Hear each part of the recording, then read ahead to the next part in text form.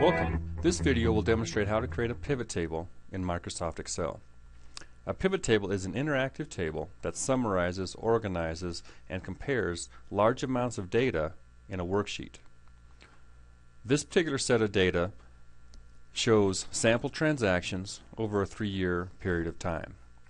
For each transaction, we have the date, the category, the amount, the fund and org assigned to the transaction status, and the transaction's fiscal year. To better summarize this data, we want to put it into a pivot table so it shows it in a more compact format. To start the pivot table, select any cell inside of our data set. From the Insert tab, click the Pivot Table button. This will open the Create Pivot Table window.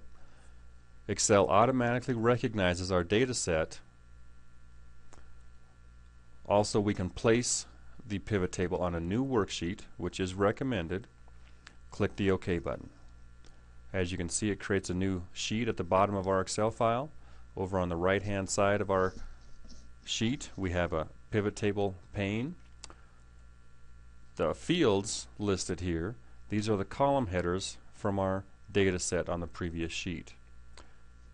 To begin creating the pivot table, simply select a field name, drag it down to the appropriate area of our pivot table.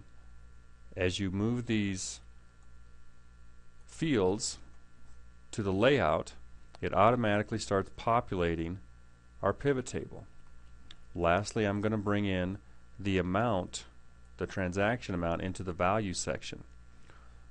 So now, in looking at the pivot table, my benefits category in fiscal year 2010 totaled $255,000.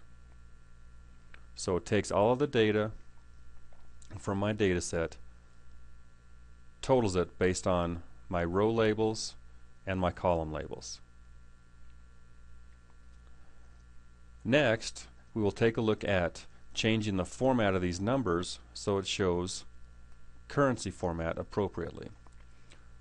On my pivot table pane, in the value section, click on the sum of the amount field. The very first option up from the bottom here, value field settings, is where I can control what is being shown in the value field. As you can see, you've got the options to do sum, which is the default. We can count, we can get an average of the transactions, max, min, product, okay, standard deviation. There's a number of different calculations that can be performed in the value field section of our pivot table. We want the sum, so we will leave that there, but I want currency to show, so I want to click the number format button, and I will select the currency format above. Click OK and click OK, and now my numbers are formatted appropriately.